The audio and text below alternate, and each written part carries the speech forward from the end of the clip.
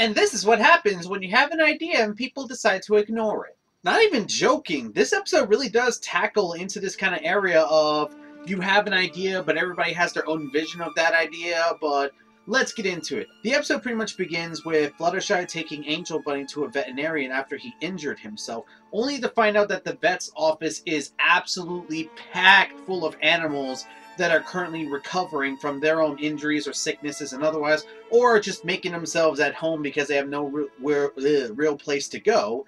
So Fluttershy comes up with the idea to alleviate this by creating a Ponyville sanctuary for animals. Basically the gist of that is that she wants to create a place for animals to go to recover, or if they have no place to go, and then they can come and go as they please, like, you know, like go there, rest up, and then when they're ready to head off again, they can head off again.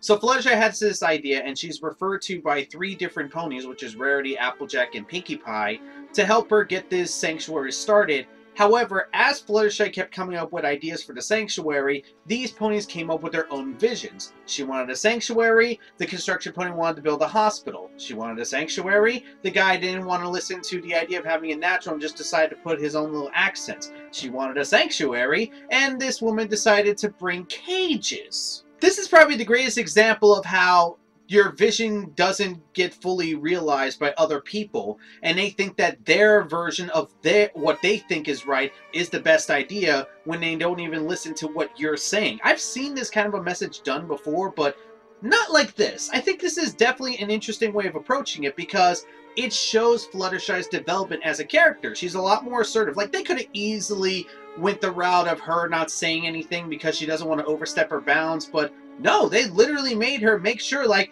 no, this is not what I wanted. This is not what I asked for. And then they were trying to argue, like, oh, but we still follow what you said. We just added our own thing into it. And she pretty much says, I didn't ask for any of this. So unless you're going to do what I tell you to do, I don't want your help. And honestly, that is a fully understandable way to handle a situation like this. Think of it like any sort of project that you are running or otherwise. If someone is handling it in a different manner than what you envision, it's going to cause people to trip over themselves, and it's also going to cause the original idea slash vision to become more and more murky. So I can understand Fluttershy just saying, go, I don't need you if you're not going to do this the way I say it. And when she did actually do it the way she wanted to, it went out pretty well. Oh yeah, and we got to see Big Daddy McColt again, which was kind of cool. I did like that as a little bit of a throwback to a previous episode. So all in all, what do I think about this episode? It's good. I really like this episode. I think this is definitely a break after the last 2 episodes where a flurry of emotions. I felt it was a cute episode, but that's about it. And then you have Rock Solid Friendship, which I was like, I'm very split towards this one.